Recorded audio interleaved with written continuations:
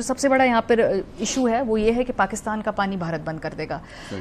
Legally ہم کہاں کھڑے ہیں اس ایشو کے اوپر, یا یک طرفہ طور پہ بھارت کیا یہ اس معاہدے سے نکل سکتا ہے؟ جی میرا نہیں خیال بھارت یک طرفہ طور پہ اس معاہدے سے نکل سکتا ہے. یہ بھارت کا موقف ضرور ہے, لیکن معاہدے میں ایسی کوئی شک موجود نہیں ہے, کوئی پروویژن نہیں ہے, کوئی آرٹیکل نہیں ہے جو دونوں پارٹیز نے آپس میں ایگری کیا ہو بیک ان 60s.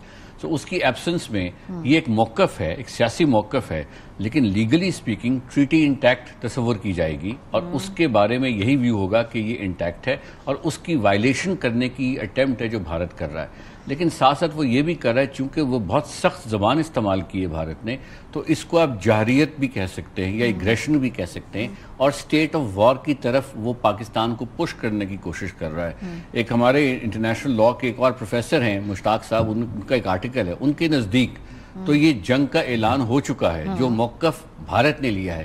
تو اس کے جواب میں جو پاکستان کی کارروائی ہے, پاکستان نے پروپورشنیٹ رسپانس دیا ہے, یعنی وہ رسپانس جو بین الاقوامی قانون کے نیچے کاؤنٹر میجرز پاکستان کو الاؤ کیے جاتے ہیں, وہ کاؤنٹر میجرز لیے گئے جس کا لسٹ آپ نے بھی تھوڑی دیر پہلے پڑھی. لیکن اس کے باوجود پاکستان کو یہ موقف جو ہے یہ جوڈیشل فورمز بھی ایکسپلور کرنا ہے, کہاں لے کے جانے, کون سے اگین وہ مختلف آپشنز ہوں گی, کیونکہ اس کے بارے میں تھوڑی سی ذرا اور تحقیق کرنے کی ضرورت پیش آئے گی. وجہ یہ ہے کہ اگر آپ کسی بھی فورم میں جائیں گے, بھارت تو اس فورم کو جوائن کرنے کے چانسز نہیں ہیں, تو اب آپ اسپیسیفک ریلیف مانگ رہے ہیں فورم سے.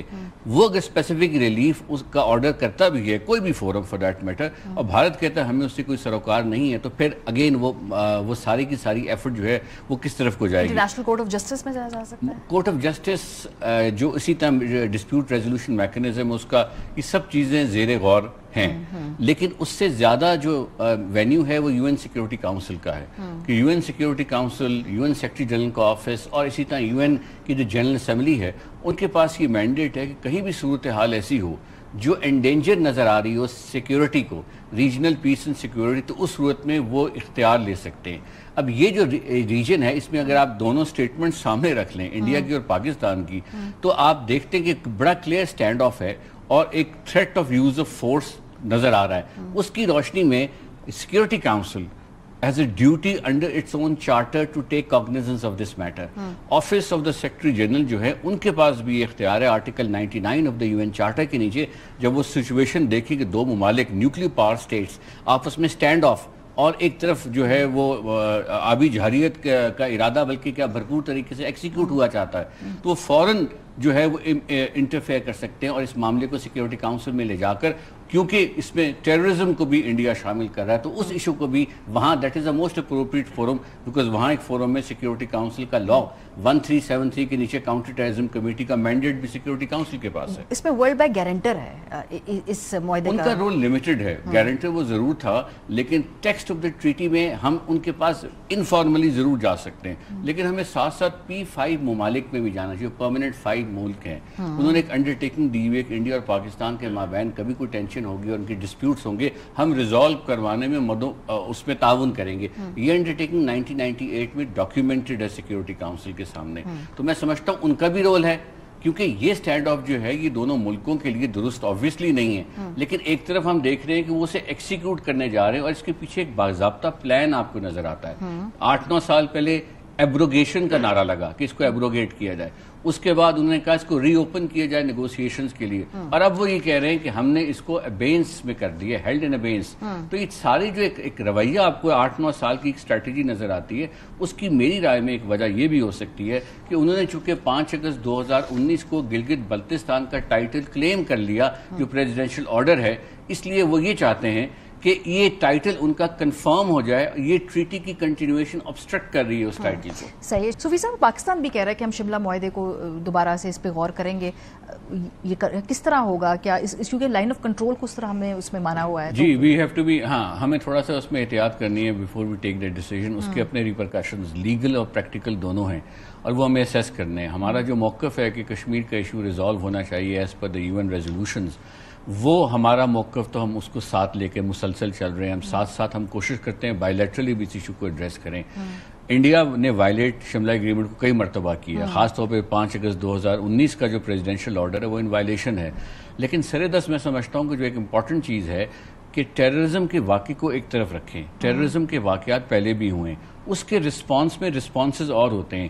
کبھی بھی باؤنڈری کی ٹریٹی اور وہ ٹریٹی جو پانی اپر اور لوور رائپیرین کے پانی کو ریگولیٹ کرتی ہے, ان کی سینکٹیٹی بہت ہائی ہوتی ہے انٹرنیشنل لا میں. ان کو کبھی بھی چھیڑا نہیں جاتا, اور بہت کم شاذ و نادر آپ ان کو چھیڑتے ہیں. ان کی سینکٹیٹی ہوتی ہے بیکاز اس کے ساتھ رائٹ ٹو لائف اور رائٹ. تو وہ سب چیزیں جو ہیں اس وجہ سے دنیا کا ریئیکشن بھارت کے ساتھ نہیں آیا, کیونکہ یہ patently in violation of international law. اس کے بارے میں کوئی تفصیلی انالیسس کی بھی ضرورت کسی بھی دنیا کی کیپٹل کو نہیں تھی. جس طرح 5 اگست 2019 کا پریزیڈنشیل آرڈر 20-22 صفحوں کا تھا, اس دفعہ لوگوں نے دیکھا کہ یہ ایک ٹریٹی جو اپر لوور رائپیرین کے حقوق کا تعین کر رہی ہے, اس کو آپ نے ہولڈ ان ابینس کر دیا, اس ٹریٹی سے باہر نکل پڑے. تو اس لیے میں سمجھتا ہوں کہ دنیا نے انڈیا کا ساتھ ان معنوں میں نہیں دیا. پاکستان کو یہ کرنا ہے کہ 2-3 لیگل مائل سٹونز ہیں جو انڈیا نے اسٹریٹجیز رول آؤٹ کی ہیں. ایک یہ لیٹر ہے جو کل پرسوں آیا ہے, جو ہم سب کے سامنے ہے, تو اس لیٹر کا یہ ایک اسٹریٹجی کی بیس پر ہے. اس سے پہلے ان کی ریکویسٹ آئی ہوئی تھی اور ان کی ماڈیفیکیشن کی ریکویسٹ آئی ہوئی تھی اور وہ لیٹرز آئے ہوئے تھے. ان کا رسپانس امپورٹنٹ ہے. 2 میٹرز آپ کے پینڈنگ ہیں وہاں پر ڈسپیوٹ ریزولوشن فورمز میں. تو میرا خیال ہے ان چیزوں کو ساتھ لے کر, اور پھر ساتھ ساتھ جی بی کا جو سارا ایشو ہے, بیکاز یہ 2 ڈفرنٹ ٹریکس پر, لیگل ٹریکس پر کام ہو رہا ہے. ایک کام ہو رہا ہے کہ آپ نے ٹائٹل انڈیا نے کلیم کیا ہے جی بی اور اے جے کے اور لداخ کا بھی, یوں انڈائریکٹلی انہوں نے چائنا کو کشمیر ڈسپیوٹ کا ایک فریق کے طور پر بنا لیا. اور دوسرا وہ یہ کر رہے ہیں کہ وہ پانی جو جی بی کے اوپر سے گزرتا ہوا پاکستان جا رہا ہے, اس کی بابر ٹریٹی کو کسی طرح ختم کیا جائے, تاکہ جو ان کا ٹائٹل ہے اوور جی بی وہ مضبوط ہو سکے. جو آپ کہہ رہے ہیں نا پریمپٹ کریں معاملات کو, ان کو فاسٹ ٹریک کرنا چاہیے. شمشاد صاحب, اب صورتحال اس وقت یہ ہے کہ ایک آپ کو فی الحال نظر آ رہا ہے کہ بھارت کی طرف سے یہ اقدامات لیے تو گئے, لیکن اس طرح کی دنیا کی طرف سے ان کو بالکل جیسے نا آل آؤٹ سپورٹ نہیں ملی. امریکہ نے اس حوالے سے اسٹیٹمنٹ ضرور دیے, لیکن سب لوگ بہت کوشش ہیں. آپ کو لگتا ہے کہ یہ جو سفارتی کوششیں بھارت کر رہا ہے, پاکستان کی کوششیں اس سے میچ کر رہی ہیں, یا کچھ اور بھی کیا جانا چاہیے؟ دیکھیں, جہاں تک انٹرنیشنل لیول پہ ہے وہ تو ظاہر ہے کہ ہمارا فارن آفس بڑی اچھے طریقے سے ہینڈل کر رہا ہے اور انگیج کر رہا ہے. اس سے علاوہ جو اس وقت ہمارے لیے پرائرٹی کی بات ہے وہ یہ ہے کہ اپنے گھر کو جلدی سے آرڈر میں لائیں. Put your house in order. کیونکہ ہم آج جس دور سے گزر رہے ہیں یہ ہماری تاریخ کا بدترین دور ہے. اس وجہ سے, اور اسی وجہ سے انڈیا نے یہ موقع کا ایڈوانٹیج لے کر یہ سارا کچھ شروع کیا ہے.